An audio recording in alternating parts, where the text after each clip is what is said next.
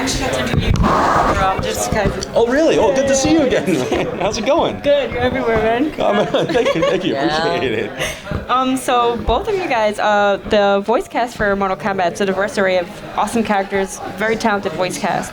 So the new iterations, we're gonna see Cyrax, Sector, and Noob, respectively. Yeah, you also voice Sub-Zero. That's right. So this is pretty cool. I guess how was it for you coming back into the game and like kind of, I guess, creating like a personality for these characters and kind of like separating them?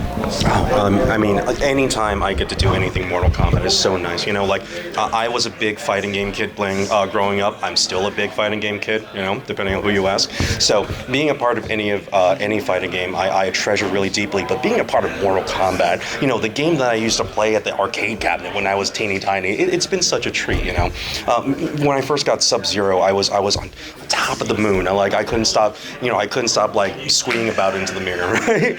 But now being able to step into Noob Saibot, like one of the coolest, like most classic characters there is. Yeah, this is a memory I'm gonna have for a very, very long time. Yeah. Same question. He's coming into Sector and bringing his So Sector was so interesting because there is a previous iteration of Sector, but this was completely different. So in a lot of ways, I got to establish this character, new voice, new backstory, new moveset.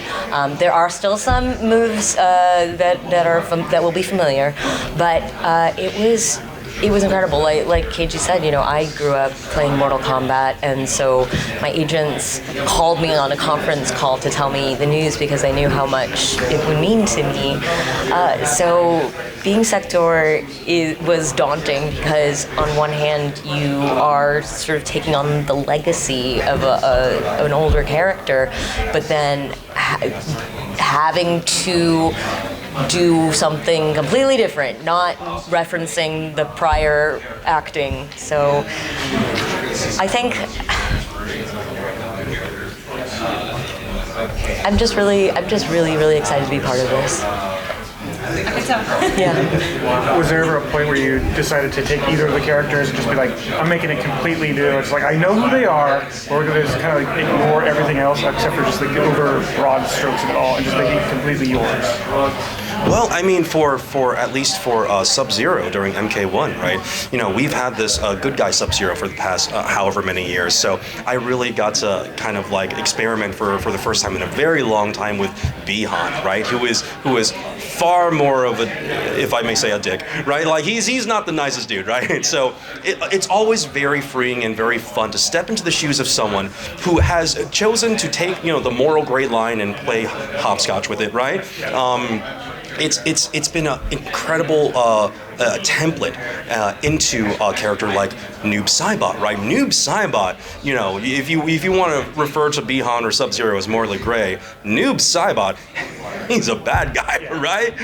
And it's incredible always to voice a character who has shed themselves of, you know, some of that moral human stuff that we all kind of hold on to, right? Incredibly freeing, very fun, you know, good time. I pretty much got to throw all of the old stuff out in a lot of ways, just because this is, you know, MK1, as you know, has so many changes. They really wanted to shake it up, and, you know, with the new timelines, you know, retcons of things, different realms, it means that Sector's story is completely different than the old Sector's story. And so I was not really beholden to anything other than I knew there was going to be the armor. I knew that there was a relationship with Cyrax. I knew, and that's pretty much it. Yeah. So you got to do the full I got to do whatever I wanted. Did they ever tell you no that you were trying to bring to the table? You know, I was being a little bit glib, but we, like Dominic and writing all the scripts really had my back in just having a really compelling story throughout the storyline, and the quips and the efforts that really matched with the really cool moveset. But he did write me one that highlights. I personally have a baby ball python, and so I got to have like a little reference to that in one of the lines. But no, we're all pretty lockstep in terms of what we wanted. Though I will say, I threw out the idea that everyone in Lin Kuei should have outrageous French accents, all at Monty Python, right? It was shot down. It was shot down. Outrageous French Yeah, accents. outrageous French. It was shot down, unfortunately. Extra so we DLC down the line. maybe, right? Maybe, Hey, Ed? So I gotta ask for the both of you. How weird is it to hear yourself die? Oh, I mean, it's fine. No, I mean, I've been privileged enough to be a part of enough like fighting games and war games where I've been dying for like almost 20 years now. So it's like, like me hearing myself die is like, it's Tuesday, Yeah, I actually haven't gotten to play or see or experience any of Sector yet. Seeing the trailer and seeing the cinematic today was the first time that I'd ever seen it. It was crazy. I did cry. But I think it's, I don't know. Do you feel weird like listening to yourself at all? Honestly, like the first few years of me doing this, it is weird, it's right? weird. Like, because you're as a human, right? You're not really used to hearing your voice You're like, coming out of is that what I speakers, sound right? like? Right? Your brain doesn't like that, right? It's like, what? Why? I think right? so to answer your question, specifically dying does not disturb me as much as just hearing my voice. So. My wife hates it though. My wife, she hates hearing me die. She does not like that. Yeah. So I've talked to a couple other voice actors who've done for Mortal Kombat, and like during the time when they were recording in their own personal studios, all they got was a script list. Did you ever get anything like that, where it's just you on your own going, how do I make goat gurgling noises, or something like that? So like, there's no other direction, obviously, not knowing what's going on the screen, as well as just like, we need this noise, or your character says this. It's like, what's the weird things you have to do for that? Well, I think even when you do a home record, you have the director there to sort of talk you through it and say, okay, so for this death, you get stabbed in the gut, they cut upwards, then your head goes off, and so like sort of, just sort of really walk you through it, kind of hold your hand as you get mutilated. So like generally we had pretty good direction in that regard, especially because this team, as you may imagine, is very used to directing actors on how to die or how to make those efforts. So we had a lot of guidance in that regard. Yeah, it gets to this fun, wacky place where it's like, I guess not wacky, but it's like hour 4 in the last session, right? The death stuff comes. Everyone's already tired, so it becomes this like weird kind of like middle age. Like, all right, throat stab, 2 takes, right? Perfect. Let's move on. Yeah. Arm break, worse arm break.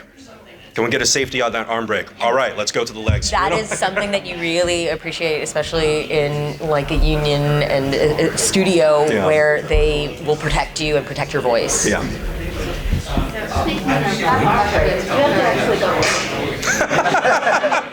No, fortunately, we don't have to break our own arms. That is, I think you have to make the sound audibly of an arm break. Oh yeah, of course. Like if your character's arm breaks, you have to, we make the sounds that we would make but the Foley team, the effects team, will add the sounds. Yeah, the actual. Are they making you do that? Frequently, We would just have like it'll the be celery. something like celery. Exactly. One more question. In terms of like training, I guess how was it for you like to differentiate like getting into games? Was there like any challenges? I guess like exactly like getting like hooks like that, like kind of getting your mind into that, like.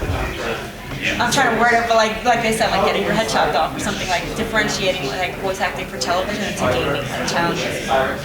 For on-camera versus voiceover. It's much harder to get decapitated on camera than it is. That requires That's a lot what more. stunt doubles are Yeah. for. Shout out to stunt doubles.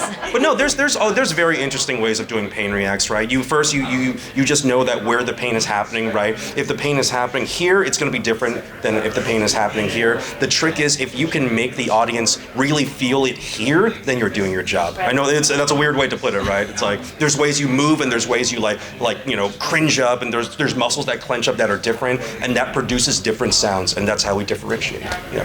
Do you like pinch yourself in like certain spots? I mean, some people I'm sure have those kinds of methods, but yeah, everybody has their own sort of technique for doing it. I do martial arts, and I know what it's like to get kicked in the face by accident. So you sort of. My body remembers what it's like to make those sounds, even if I can't make my body move like that in that moment. Thank you guys so much. Thank you guys so much. Appreciate it.